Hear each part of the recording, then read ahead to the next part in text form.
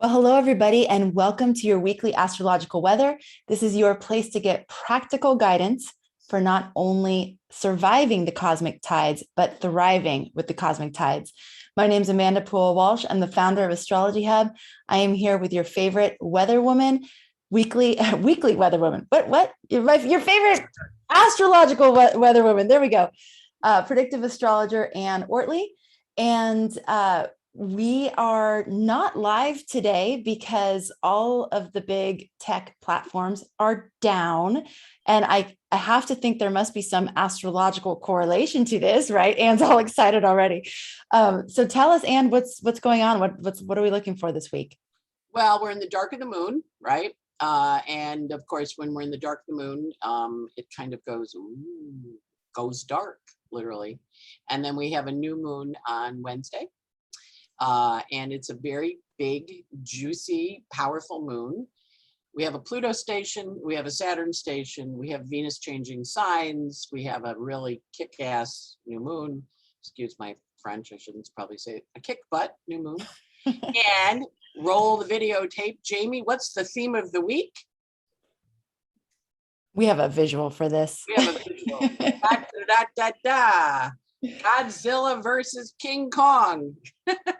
Wow. Yeah. Now, we got an oil spill, we got Facebook, YouTube, WhatsApp, all the messenger services down. You can kind of imagine, Godzilla just took a swing at Kong. And of course, when you look at them and you go, who's more powerful? Godzilla technically has more power, but King Kong is able to get his allies to help him. So he wins in the end. But that's the energy. It's this very contested, intense. We have our 5th of 5 Eris-Pluto squares as Pluto station. I mean, it's just a real intense week. So wow. So the new moon is the sun and the moon and the Mars together, all at 13 Libra. And they're getting a quincunx or an inconjunct from Uranus and Taurus. And remember, the Libra planets and the Taurus planets all answer to very passionate Venus, but Venus is in her detriment in Scorpio, right? So, and she's sitting right on the cliff at the very last degree. Of course, Scorpio rules oil. So we got that oil spill in California threatening the beauty of the beaches, right? And the little ducks and fish and all the critters that live, and us, because it's apparently smells bad. The Scorpio smells bad, it's like garbage, right? So we have that energy, but Venus is about to dive out. But you're not saying Scorpios smell bad, right? And yeah, Scorpios poop, right? Everybody poops. Everybody poops. Did you read that book when you were a kid? Poop smells bad. Not always, but yeah. So Scorpios, so Scorpios are garbage collectors. When my friend Janet was dating at one point, this guy said, I'm a sanitation worker, and she's like, okay. So they went on a date. He came to pick her up in the garbage truck. It's called a test. So romantic. So she hopped into the garbage truck, and as she said, he had a faint smell about him. And they went on the date, and he goes, well, when I say I'm a sanitation worker, people go, oh, okay. But when they realize that there's a garbage truck involved, it's my screening device. I bet. Yeah. And okay. Sorry, I took you. Very effective. So it's very effective. I took you off track. Okay. So let's go back. No. So Venus is at the very last degree of Scorpio and about to die. She goes into Sag on Thursday. The new moon's on Wednesday. She goes into Sag, and then she dives into the South Node of Fate. So there's all this releasing energy, this rupturing, releasing energy, right? Uranus and Scorpio is Uranus and Taurus answering to Venus and Scorpio, in conjunct quincunx to that Mars moon. And when Mars is hanging out with the sun and the moon, it's honorary Aries. It's a battle, even though it's, you kind of think, well, it's Libra, isn't it nice? I'm like, no, because they're answering to a really assertive Venus. And Venus in Scorpio is considered in her detriment because she's like, yeah, I can cause some trouble.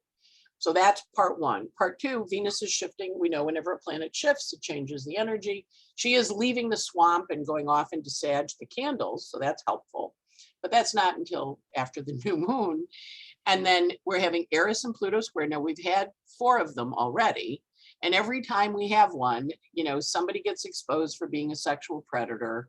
There's some big hoo-ha that goes on. And this is our 5th of 5.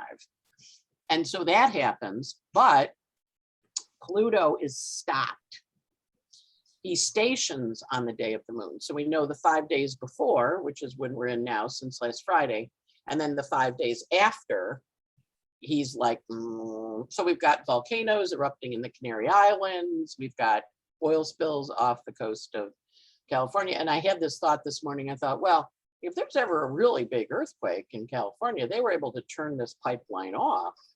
But I didn't know there were pipelines off underground in the water. Wow. So that was kind of a reveal for me. Like that could be bad, you know, just, you know, not that I'm in charge of anything, but I had that thought. And then, and then we're having Pluto stop. And then in a few days, next Sunday, we're having Saturn stop.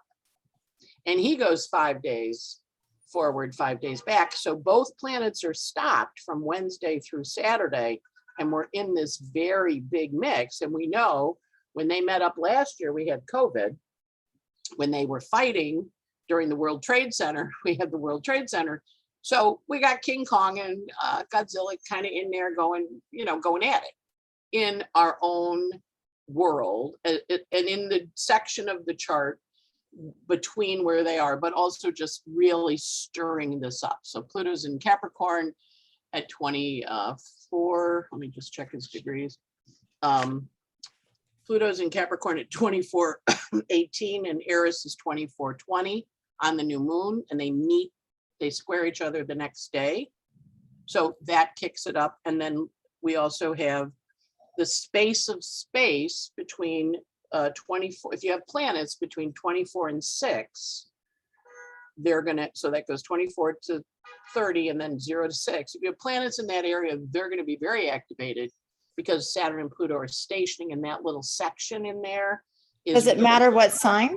No, because it's when it's at those degrees, it's going to activate. So any planets that we have between 24 and 30 and 0 and 6. Yeah, okay. So they're kind of the midpoint is 0 Aquarius, which is what was the conjunction of Jupiter and Saturn last December. So this is when people are going to go, oh, you know, I've been thinking I need to make these changes. And this is when the universe goes, okay, you've been talking about it. Let's, you know how you go to the doctor and they whack your knee with that little hammer and it kicks, you know? Yeah. The universe is going to whack our knees with a little hammer if you don't like Godzilla and King Kong, because it's going to say, all right, you've been talking about it. You're going to do it. So that and of course, Mercury retrograde still telling the stories, still revealing stuff for us to work with. And that Eris Pluto square, okay, here's a situation you might want to pay attention to. And then those of you who did the goddess workshops last time, we have Siva and Siwa. Siva is the Vedic Hindu goddess who is about transformation, destruction, and taking you into the underworld. And with the W, Siva is the Celtic, not the Celtic, the Hungarian goddess who's about death and destruction. And then we also have Cassandra active, people hearing it and not believing it. We also have Uranus on Orpheus. And of course, Orpheus descended into the underworld to try and get his wife back, screwed up, and then roamed the world crying. Hard week. But the good news is everything's going to start to go forward. We're going to have Pluto go forward as of Wednesday. We're going to have Saturn go forward as of the 10th. And then all the rest of the planets that have been retrograde will start to take off. So we'll really feel like we're getting some forward motion, but it's really intense. Wow. And there's a big mystic rectangle in the sky in fire and air involving the sun, the moon, the Mars. And it's very much about your inspiration. You know, what is your vision? Fire and air are inspiration and ideas. So it's really important on this Libra moon to do stuff. Closing aspect for the moon is a square to Pluto.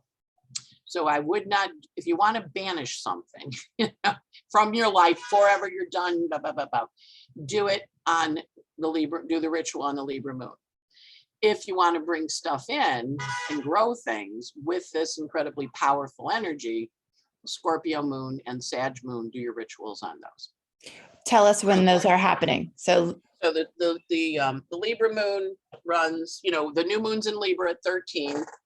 And so the last aspect is the 7th at 103, and it goes void. That's the Thursday. It goes void in the middle of the night, 103 East Coast time, with a square to Pluto. So moon square Pluto with all that stuff, with Pluto stationing and Pluto in Aries, it's done.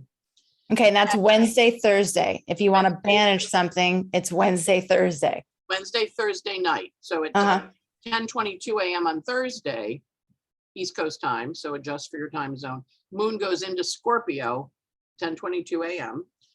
and it's in Scorpio Thursday, Friday, Saturday through 2:05 a.m. So it's basically Thursday and Friday. And that has a good closing aspect of a sextile to Pluto, very fertile, going to grow things. And then at 11:24 a.m. on Saturday, and the 9th, East Coast time, the moon goes into Sag, and it's in Sag Saturday, Sunday, and of course Saturn stations on Sunday, and it goes void at 12:30 in the morning, and it goes void with the sextile to Jupiter. So the Scorpio and the Sag moons are good. Well, the Scorpio is good for growing stuff, fertile. What's the Sag moon good for? Vision stuff, communication, sending things out in the world, launching things. Okay. Saying, hey, my, moon and Sag sextiles Jupiter and Aquarius. This is my vision. Okay. If you want to get rid of something, this moon's the moon to get it. Do it. And does it go into Libra on Tuesday? Yeah, it goes into Libra on Tuesday. So it goes into Libra at 8:41 a.m. Tuesday morning, the 5th. There's some great apps that help you track the moon. I'm trying to find the one that I have, but there's a lot of moon. So if you're listening to this and going, well, I would like to be able to know when these things are happening, like exactly to the minute in my time zone, all those things. There's a bunch of apps. Some of them are free. I think we even have a great article that summarizes some of them. Jamie, if we do, can we put that in the chat and or in the description of this show? So people that want to start tracking this more closely can do so easily. Yeah, because the moon is really important, because the moon rules everything. It rules the tides. It's the functioning of the world. So when the moon is in a happy place, everything's happy. When the moon is not so happy, not so much. So doesn't the word moon, isn't moon associated with matter and mother? And mother. Mother and matter. Yeah. So it's I always think of it as it's like literally the force that is manipulating matter here in this physical dimension. And so, yeah, it definitely has an impact. And it rules the tides. You watch the tide moving and you go, you can move an ocean, baby. Okay, you're big. Yeah. And we have 70-80% water in our body. So the tides of the ocean, the tides in our bodies, it's all connected. Yeah. I'm always impressed because the bus drivers in New York, they have the moons up on their bus depot. I love that. Yeah, because they're like, we know when the full moons are. Because people become lunatics. Lunar, that's where lunatics come from. Yes. Full moon, yeah. Yes. Okay, so we have so much going on. There's a couple of questions from what you just brought up. Okay, the Eris Pluto square. Yeah. The 5th one. So we've had, four already since 2020. It's when they started, right? Yeah, we had January of 2020, June of 2020, December of 2020, last August, R. Kelly's trial and Governor Cuomo getting taken out. And now we have the 3rd. The 5th. And what is the actual date of that Eris Pluto square? The Eris Pluto square takes place on, where's my girl here? Takes place on the 9th at 12:16 a.m. East Coast time. Okay. And is that the kind of transit that we feel leading up to more or after more? Yeah, both. It's both. all the fighting. Yeah, it's all the arguments. But when the Eris Pluto square was exact, Kobe Bryant's helicopter crashed. Right. I So, remember that day. Mhm. he had an Eris Pluto opposition in his chart. So Okay. I mean, literally to the minute, it was the exact moment of the square. Okay. And then when you were talking about where this is happening in our charts, you said Pluto will be at 24 degrees of Capricorn. Eris, where is Eris? She's 24 Aries. 24 Aries. So look at those two places in your chart for sure. But then you gave us those other degrees as well that we can look at. Okay. I think that was all the questions I had so far. No. You talked about the big mystic rectangle in the sky. And you said that we should do stuff, but I don't like what kind of stuff. Maybe you said it and I missed it. Yeah. No, I didn't say it. But what mystic rectangles do is they inspire you, so people that are born with them often have a passion or a vision for what they're supposed to be. So Bill Clinton had one in Air and Fire. And so his is 6 years old, 6 degrees. And he says, I'm going to be president of the United States. He's a little kid from Hope, Arkansas with a single mom growing up, no dad, alcoholic family system, but he has a vision. So when I read a parent and they go, oh, my kid said, I said, your kid has a mystic rectangle, they're going to do it. People with mystic rectangles have visions and paths. Mother Teresa had one. God said, go to India. Jane Fonda has one. So hers is an air and fire like the one we're having. And so she was Barbarella, the sex goddess. And then she turned into a feminist. And then she protested the Vietnam War. And then she did exercise videos. And then she did a lot of political activism. Now she's doing Frankie and Gracie. Oh, people can have sex. It's a good thing. And climate change, right? So I'm not going to buy any new clothes. I'm going to wear my red coat forever. Going to go gray. She's like the visionary, gets there. Earth and water, Aretha Franklin, building, owning her own product, owning her own business, building almost a musical genre. J. Edgar Hoover, earth and water. He had Mercury in the 12th. So in addition to having secrets of the politicians, he realized criminals left their fingerprints behind at the scenes. And so he rolled out fingerprinting to all the police departments in the country. And you would go to the FBI and he would train you in fingerprinting. My grandfather was a fingerprinter for the police department in Rochester.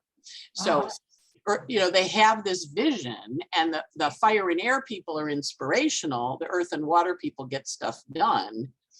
They're not all nice. Some people have them that aren't good. But, they give them a passion. They give them a passion and a thing that they know they have to do. Now, this one is nice in a sense, but it, it also has a little bit of challenge to it because it's, and a mystic rectangle is 2 triangles, 2 sextiles, and 2 oppositions. So the planets kind of work together but they have the strength with the opposition to move forward and get stuff done. So the sun, the moon, the Mars are in the mystic rectangle. Ceres is in the mystic rectangle. Ceres in Gemini, she's in air. And then we go to the fire, which is Chiron, that we're working with our soul's wound, inspiring us on this mystic rectangle. And then to Juno, who are we partnering with, or why are we partnering with that, Juno and Sagittarius?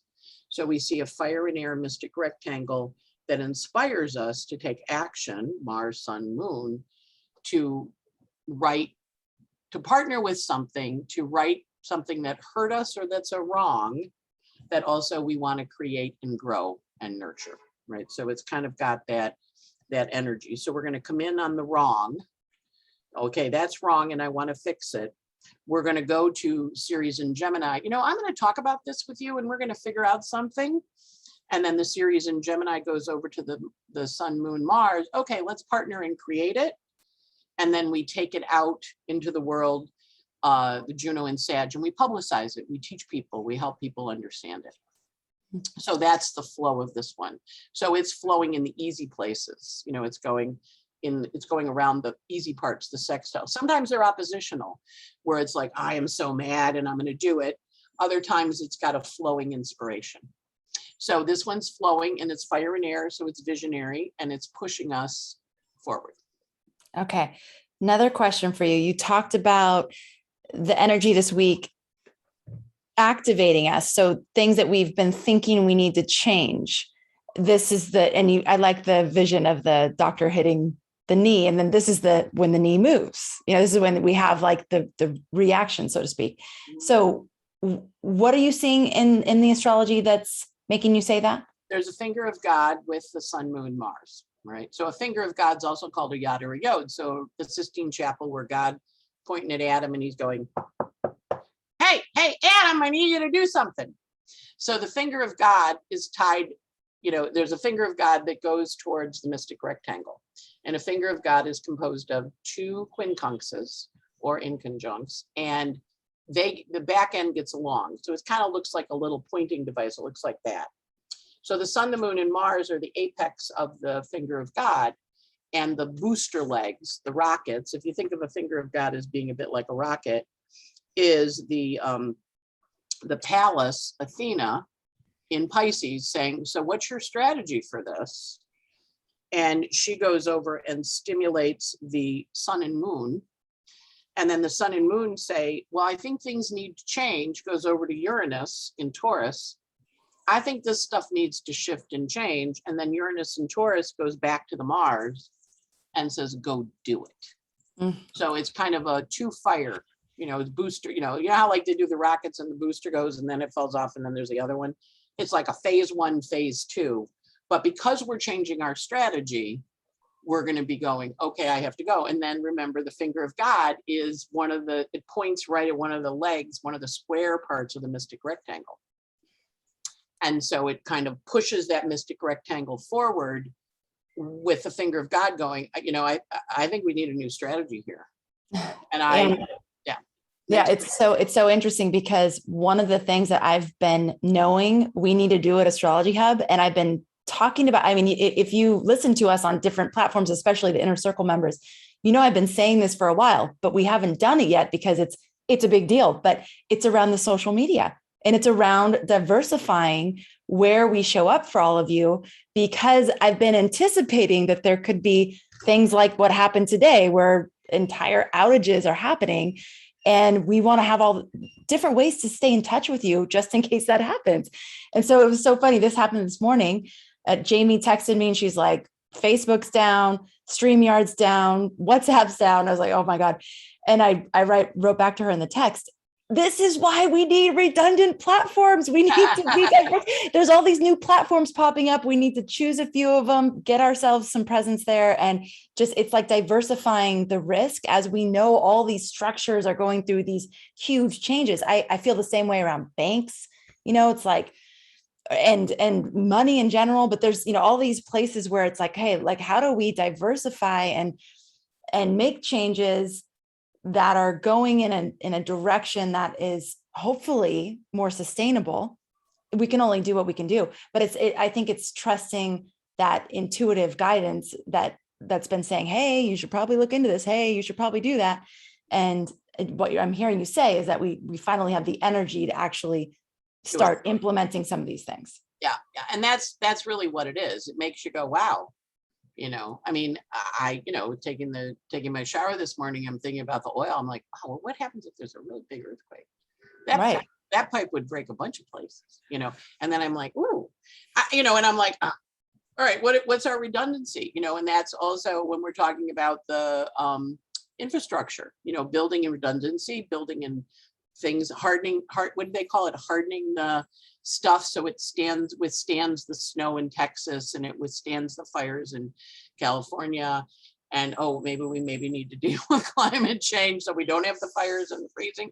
But it's understanding we need to understand what we have to take action for. Yeah. Right. Yeah. A lot of people are putting energy towards, kind of prepping or survival strategies. And I've got food in my house. I eat it, but I replenish it. And I had one of my clients is very funny. She's down in Florida. She's stocking up for 3 months. I'm like, all right, like what, it's listening to that wisdom that we have that we don't always listen to. And that's okay. And it's not paranoid. It's understanding, hey, we're living in they showed all those ships offshore that haven't been able to land because nobody's unloading them or whatever. It was like 400 ships off of Long Beach, California, right? So I mean, and I'm sure if I go look up Long Beach's chart, because that's where the pipe broke, but that's also where all those people are waiting to unload their stuff. And they're talking about the supply chain collapsing. And, and I'd said way back when Uranus and Taurus's food shortages, the last time we had it was in the Dust Bowl, where there was huge drought and things didn't grow. And now it may be just, we can't get in our strawberries from Chile. Right. Right. So it's understanding like, okay, what is my leadership position in this to be? What is my leadership position in this? I love that, because that's relevant for every single person. My leadership position for myself, my leadership position for my family, for my community. What can I do? What do I need to do? And I think part of the things I've learned since 2020, because because we knew the astrology and we knew what the astrology was pointing to, which is some serious, profound transformation of all of our existing structures and these things that we rely on. I would panic. Like I would go into these periods of panic of like, oh my God, I got to be prepared. I got to be prepared right now. And I got to get it all together and things are going to collapse. And then what I've noticed is that when I take action from those places, I usually impulse spend and have like these half-baked plans that aren't really going to work. But when I just take the time to slow down and be like, okay, what can I do? What is wise to do?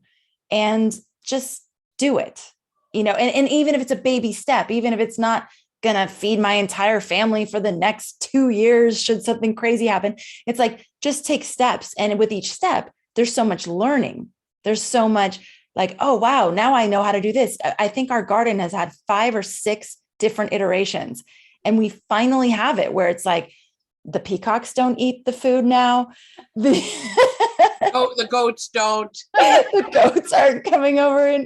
But that puppy's going to dig holes in it, right? Oh, well, no, we have it completely screened now. It's like we literally had to basically build a greenhouse in the backyard. So that's the only thing that's been working. But I mean, I think that each one of us, we're on a journey. Like we're on a journey, and this is such a profound period of time where we're learning and we're going into new directions and areas that I never saw myself doing some of the things I'm doing now, but it's out of this necessity. And it's also out of the wisdom the astrology is giving us. It's like, this is what this time is for. So do it. How are we going to partner? And, you have convenient partners.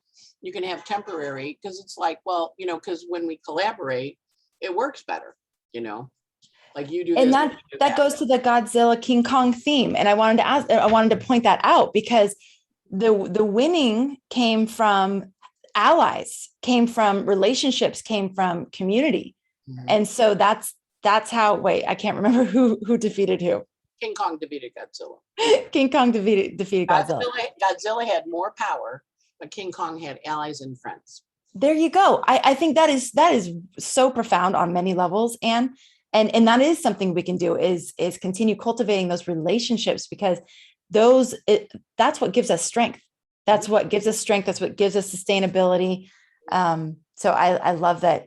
Not only is it showing us like Godzilla and King Kong, we're having this clash, but how was the clash resolved? Mm-hmm. It wasn't the most powerful that won. It was the one who actually had relationships. And the relationships helped him. Right. Yeah. Very good. We remember, I know way back when I was in sales, they sent us off to school for 2 weeks up in a mansion in upstate New York. And, one of the things they talked about was the collaborative nature, because you'd get put on teams and then have to do stuff. And they would talk about like when you worked as a group, you actually was better, because yes, you had that individual thing that you brought, but other people brought different perspectives. So it was a very interesting process for us to go through, because you're locked in a room with people for 2 weeks. Trust me, stuff happens. But by the end, it made me go, yeah, we have to figure out how to work together. And I may want to do this and you may want to do that, but there's a place where we have to come together and compromise. And, as grown-ups in the room, because we all have a Saturn, even the little people have Saturns, they go, I'm in charge of this. So in the case of your daughter, I'm in charge of the puppy mom. And you're like, okay, you're taking responsibility. And that's what our Saturn is. He says, where are you responsible? Where can you contribute something to help get this done? What is your work in this world? What's your Saturn asked you to do? And so doing your Saturn, or doing the work that you're here for, because Saturn is responsible, reliable, dependable. Those are all his words. And so we have to figure out our Saturn and do it. And that makes it work.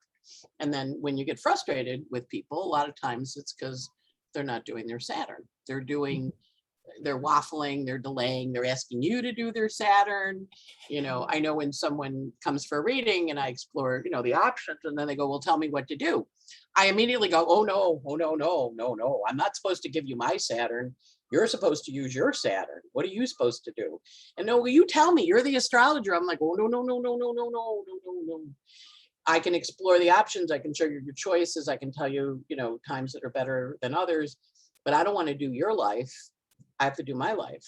And that's our Saturn too. We have to do our best lives in this and say, well, what is my work in the world? What am I called to? What's my sun want to be? I want to be a Virgo. I love being a Virgo. My sun rules the 7th. Look where your Leo house is. That's where I'm supposed to shine. So I'm supposed to shine in service to other people. Virgo, other people's 7th. So you look at your sun, because that's what you're supposed to do, but underlying it is your work. In my case, Scorpio, I worked in astrology. Before that, I worked in accounting. I'm a little crazy about my taxes. I have commitment issues because Saturn's in Scorpio, and he goes, don't you want to commit? I'm like, no, I need to know my exit plan. But if I know my exit plan, I'm good. So it's the good and the bad of our charts, but it also is the work of our charts. And so if you can go through, what's my Saturn? What's my sun? What house does Leo rule? And you do those 3 things, you've got this. That's the structure. And then So that, go to your moon to feed you and make you happy. So for me, I turn on music. When I'm doing my Twitter posts for you guys, I turn on my little music and I play it, and so yesterday I was doing something with the Godzilla King Kong image, and I was playing my music and it was somewhere over the rainbow. And I'm like, well, that's a contrast, somewhere over the rainbow with Godzilla and King Kong, but it works, because it's way over the rainbow, bluebirds fly. So we want to kind of have that optimistic space, so. Okay. I love this so much. If you haven't taken the Saturn workshop that Anne put on for us in 2020, you can go to astrologyhub.com/Saturn. And that's where you'll get to decode all of what she just described about Saturn for you and your chart. So you'll get to learn how to actually look at your chart and go, oh, here's my Saturn. Here's what I'm supposed to be doing. So that's at astrologyhub.com/Saturn. And then I was also thinking, one of the things we talked about in our grounding before we went live is how much that 2020 and 2021 is encouraging us to rely on different senses, meaning instead of looking outside of ourselves for answers, instead of looking to the same sources that we always have for answers, opening up to, first of all, trusting ourselves and trusting that our inner guidance. And I actually think this thing with social media today is another reminder of that, because what do we do when we're cut off from that stream of information that we're so used to? It's like those people who come to you for a reading and go, tell me what to do. You're the astrologer. Tell me what to do. I mean, I think that about all of you too. It's like we come here every Monday. When we're not here on a Monday, I totally understand this, but there's that moment of panic for people because it's like, oh my God, what am I going to do? I don't have the navigation system that I normally have. But I think as these things happen, it's like, okay, well, what am I sensing? What is up for me? What am I intuiting about what's happening? And I think every time these kinds of things happen, it gives us that opportunity to go back in and go, okay, I don't have that source of information. I don't have that available to me. What do I have? And what can I cultivate in myself so that I'm not as reliant on external forces, like in all areas. That said, this is another reason to sign up for our insider newsletter, which is free, that comes out every week, but that'll put you on our email list so that if there are any more outages or times where we can't reach you on one platform, but we could reach you on another, you'll know.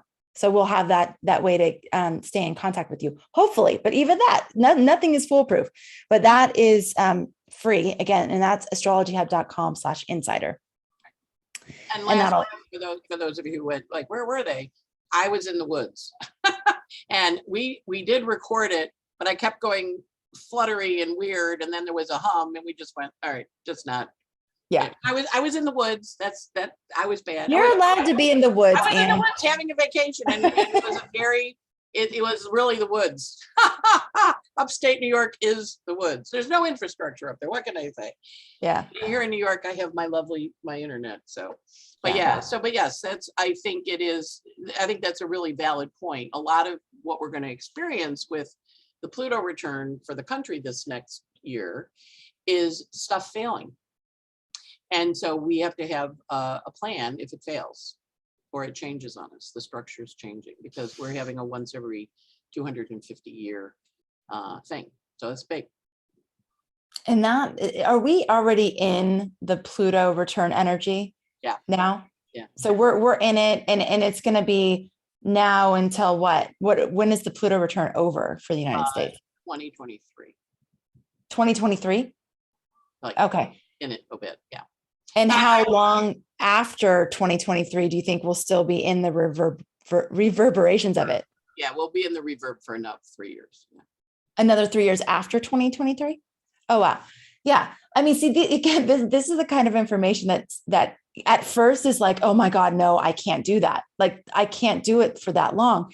And at the same time, knowing you're in a marathon is better than thinking you're sprinting, because you will exhaust yourself if you think that, oh, it's going to be over soon. It's going to be over soon. Things will be back to normal, whatever. It's like, actually, we're in it for the long haul. So when we treat it that way and cultivate resiliency, give ourselves times to rest and recuperate, and really prioritizing those things that give us that resilience and patience and strength, and then allow ourselves to fall down and collapse and cry and sleep and do whatever you need to do, but then get back up again. I mean, that's what we're in. Yeah. I had dinner the other day with a couple of friends. They're both early Capricorns and they'd had Pluto to their sun. So I sit down and Charles says to me, so Anne, is the United States having a Pluto transit? I said, Charles, we are. Very good. Because yes, we're having a Pluto transit, So in addition to the COVID, which was, the whole world had it, we're having one. Pluto gets back to where he is every 248 years. So if you do 1776, take away 2020, you get an idea of where we're creeping up on our Pluto return. So it's similar to your solar return for your birthday or your Saturn return when you're 28 and you're 57. So it's a marker, but for a country, most countries, when they hit 250 years or 125, we almost broke up back in the Civil War time. This is a time for us to kind of get a vision of what we want as a country and what we're going to do as a people. The rest of the world's going to have, their thing, but we are having our Pluto return. So it's important for us to go, okay. Okay, Anne, well, huge week, right? Is there anything else? I mean, you just described so much astrology, but are there any other loose ends? Yeah, Sun hits Mars on the 8th. So that's kind of a annual whoosh. Mars wants to do stuff. So that's always helpful. There's Sun hits Mercury. Our Mercury hits the Sun on the 9th. So we call that Mercury combust. People think they're right. When they think they're right, it's not always easy to argue with them because they think they're right, even if you don't. So that's an energy, but we also have Venus shifting into Sag, which happens on the 7th. So there may be a little more flexibility when she's in Sag because she's moving from a fixed water swamp sign into a movable fire sign. So we may see some movement. And Mercury has a hard aspect to the nodes on the 8th, which is choices about making decisions. The Sun has a hard aspect to the nodes on the 10th. So this is us looking at our commitments, our relationships, and seeing, what we think about them. And then Venus dives into the south node on the 10th. That's a releasing. So whenever one of those planets hits the south node, Facebook, assuming it's up by then, puppies die, family members, any health stuff this week, to the doctor. No fooling around with it. Because this energy is very quick, fast, changeable. And that's the basic of it. And then that finger of God that we have with the sun and the moon and Uranus and Mars, which is making us take action. But those are the biggies. And then the Pluto station, we said on the 6th, that's at 2418. And the Saturn station on the 10th is at 652. So that period of time because it's 5 days before, 5 days after, they share that 5 days period from Wednesday to Sunday. That particular time, they're both stopped. So they're both, that's the King Kong, Godzilla imagery. How do you see the King Kong? How do you see the King Kong Godzilla energy playing out in our personal lives? It's all the stuff you've been saying you're going to do and you haven't done yet. Like, I think I'm going to do this, but you haven't. You get the push this week. Okay. Right? Because it's the same. The Pluto stationing at the same degree that the Jupiter Pluto was on 3 times last year. It was on it in the spring and then in June and then December. So Jupiter and Pluto said it's a new 13-year cycle. And we were all just so beaten up by COVID. We weren't thinking optimistic. We weren't like, oh, come on, please. I had to plan for 13. I just went through. What do you mean? Well, now Pluto's back there and he's like, all right, I gave you 9 months off. Get busy, So the energy of being pushed or being triangulated into it. A lot of people are, running into power dynamics that they're unhappy with. And so they're adjusting their relationship to the power. Or they're speaking up and saying, hey, I need you to do this for me because this will make me happy. Can you do it? And you can either go yes, no, maybe, but watch for those requests because people are looking to reorganize, revise, revisit, or they're going to leave. Right. So Jamie and I do the pockets, right? The Twitters. And so she said, can you get it to me so I can have a weekend with my family? And I of course work on Saturday and Sunday. So I'm off Tuesday, Wednesday. Those are my days off.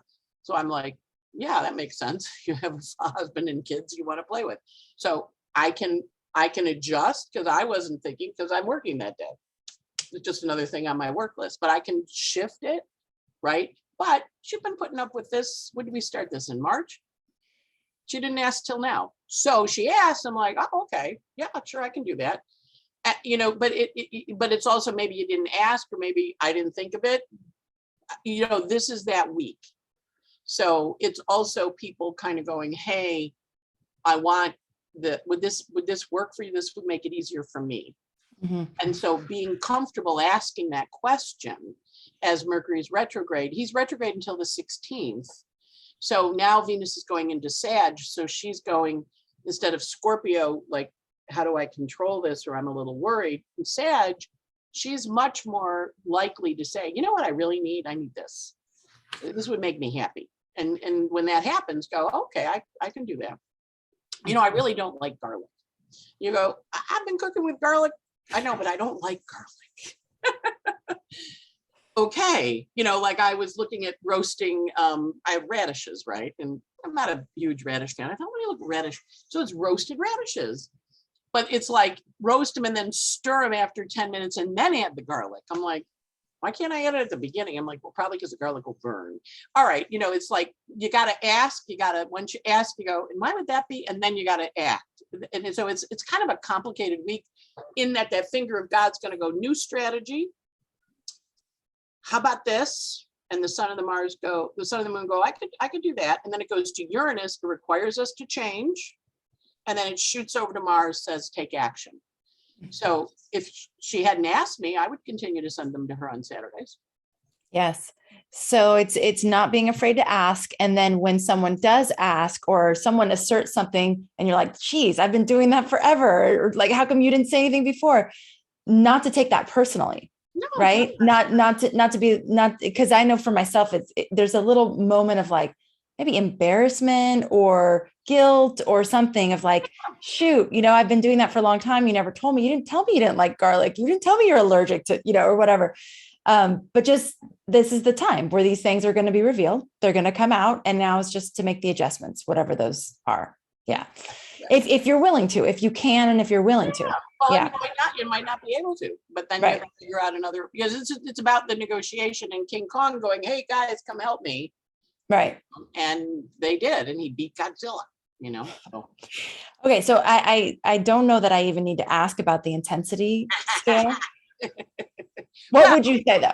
I'm kind of like, are you sitting in the, there's a really cute thing on SNL did with The View, where the Megan McCain character is fighting with the Joy Behar character, and Cicely Strong's sitting there eating popcorn, watching them fight, right? So, and then Leslie Jones gets out a spray bottle and squirts them all, right? So, what role are you in? So one day you may be Godzilla, the next day you may be King Kong, and then the third day you may be sitting there with your popcorn, eating it and going, it's going to rotate. It's going to rotate. Okay, so none of us are going to be in one role the whole week. Okay, so we're going to be trying on a lot of different hats here. Yeah. So just kind of go, okay, right now, I'm King Kong. I'm Godzilla. I'm going to roar. Or I'm Cecily sitting there going, ooh, wow, fight.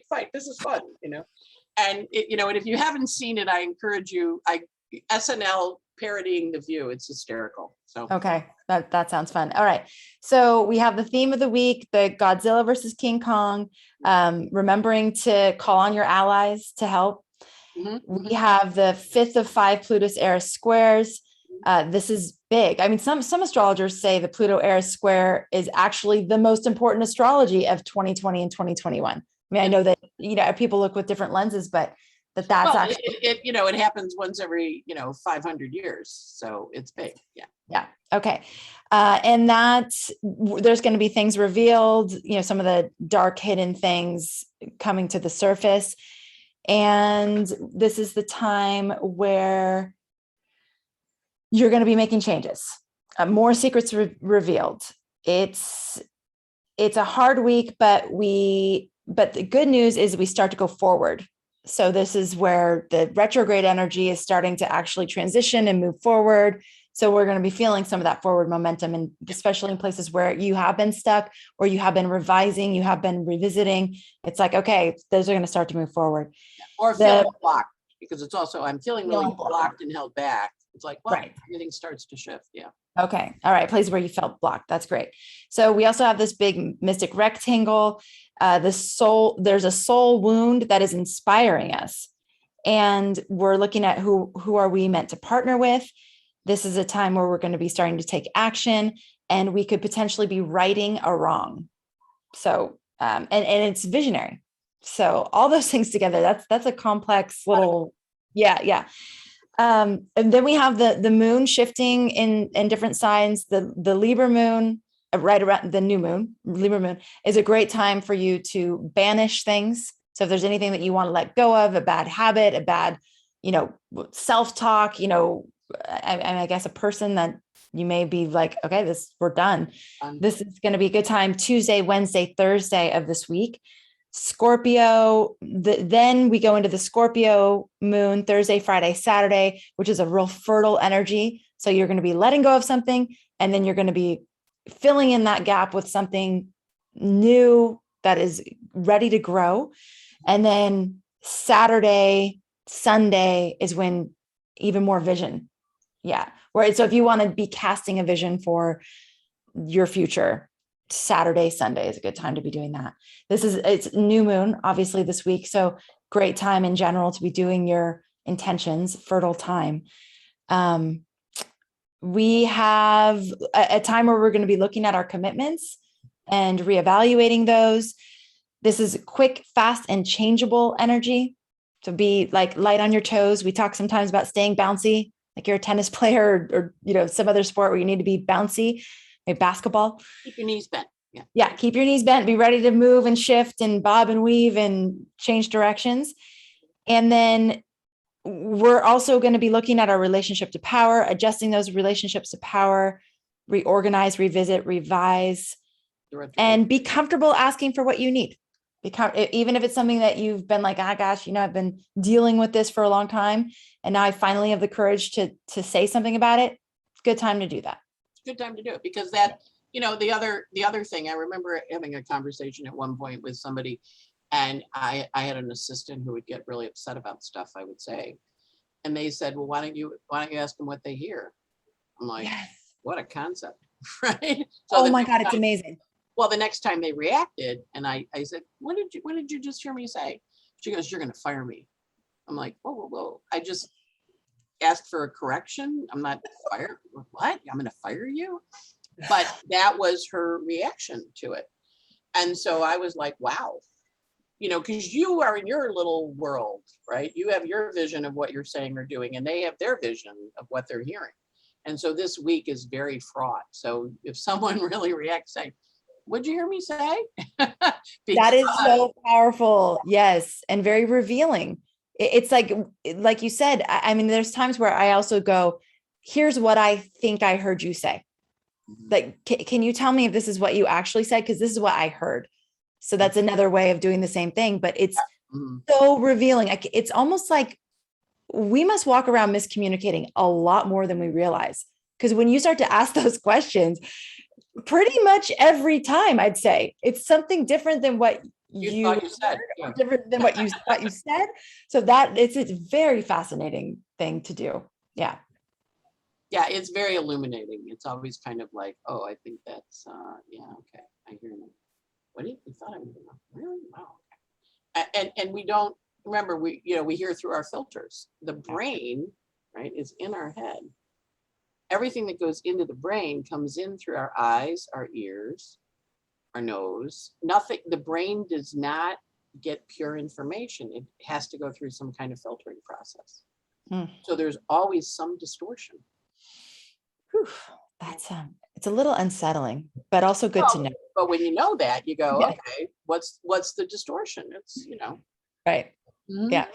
Okay. Well, and then 2 things that you can do. Make sure you sign up for our newsletter, the Cosmic Insider. So if some platforms go down, I'm going to do the thing you said, Anne. I'm going to actually finally take action and get us up on some new platforms. So if one goes down or another goes down, we'll be able to say, hey, here's where the weekly weather is this week, or hey, here's where this is happening. And you will know. So, and actually so many people last week, it's like, they didn't get the announcement because they were tuned into different channels. The Insider is the centralized place where we are always going to be keeping you informed. And we have more control over our email platform than we do over the social media giants. I mean, we can't control what is happening there at all. So make sure you sign up for the newsletter. It's free. That's astrologyhub.com/insider. All right. Anne, thank you.